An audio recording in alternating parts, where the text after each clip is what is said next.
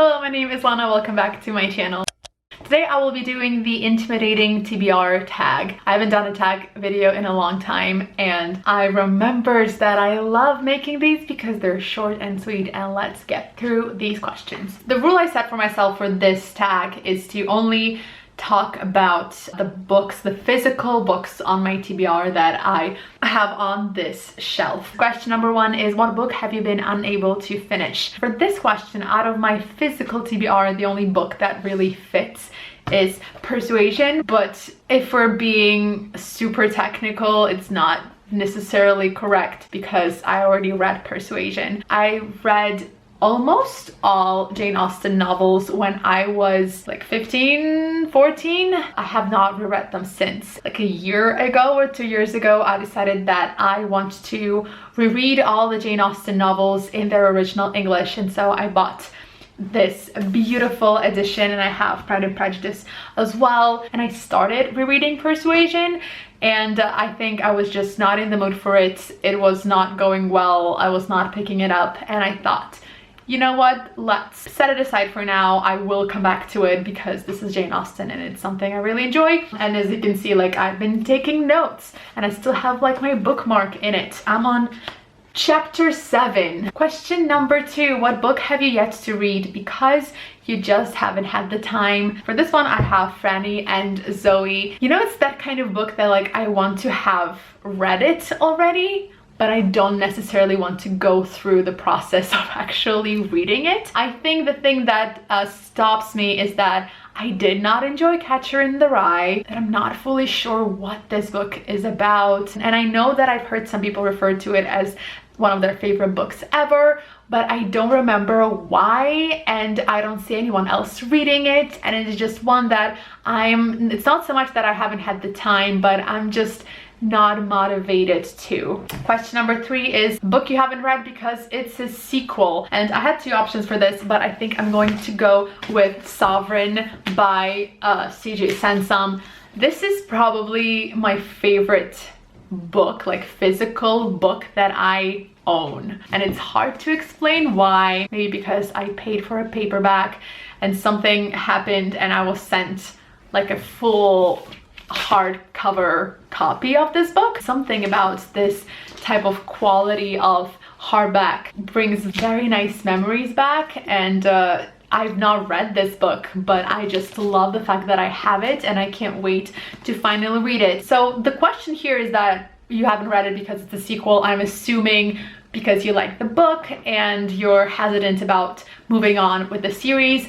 I've not read this book because this is the 3rd book in the series. Lawyer Matthew Shortlake, and this is the 16th century, so it's like a historical fiction, detective, mystery novels. I have read the very first book in the series, where is it? Dissolution, and I really enjoyed it. Problem is, I cannot find the 2nd book in the series in Moscow. I found the Russian edition, the translated book, but I can't find the original English one. For some reason, it's just not available. And this is the type of series where you have to read the books in order. So I'm trying to find Dark Fire, which is the 2nd book, and until I find that and read it, I won't be able to get to this one. Question number 4 is, you haven't read it because it's brand new. I think this question can be interpreted in different ways. So the way I think I'm going to go with this question is tell you about the latest book I bought. So the reason I've not read it is because it joined my TBR pile literally yesterday. That book is Pandora by Susan Stocks Chapman. This is obviously the Russian edition, translated. Such a gorgeous book. I mean, look at this cover. So this book is set in London in 1798, and we follow Dora Blake, who is an aspiring jewelry artist who lives with her uncle in what used to be her parents' famed shop of antiquities.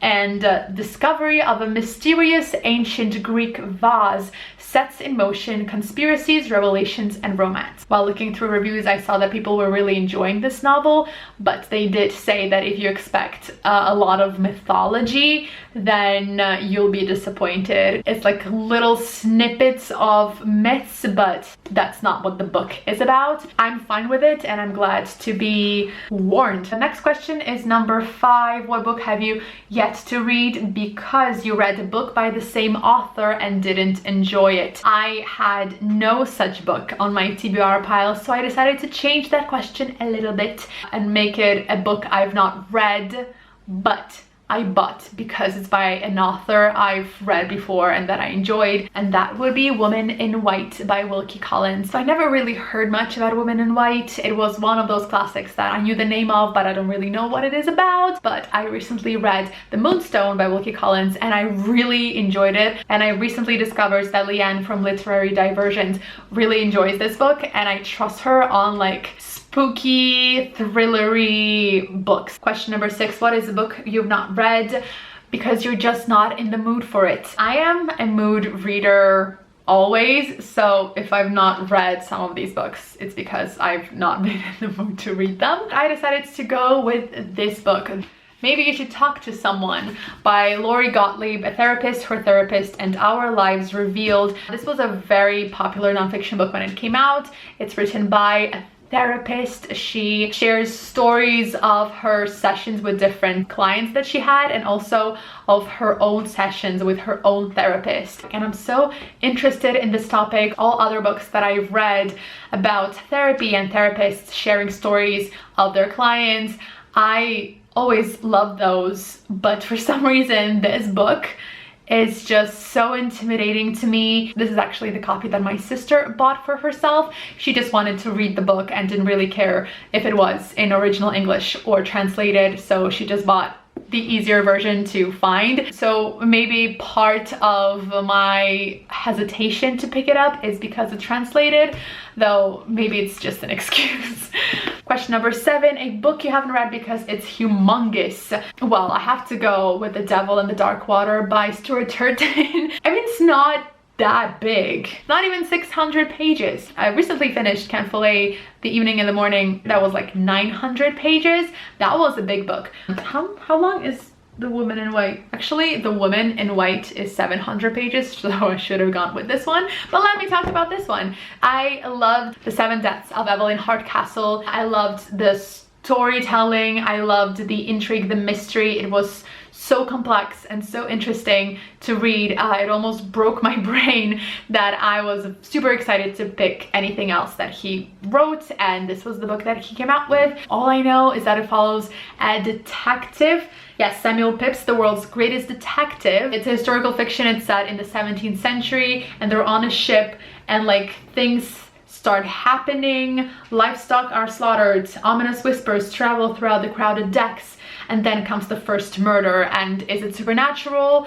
Is it just a plain murder? What is happening? I am so excited about this book. The weather today, you just saw it was like super sunny. Now it's raining and it's cloudy and dark. And this is autumn. Question number 8, you hadn't read it because it was a cover buy that turned out to have poor reviews.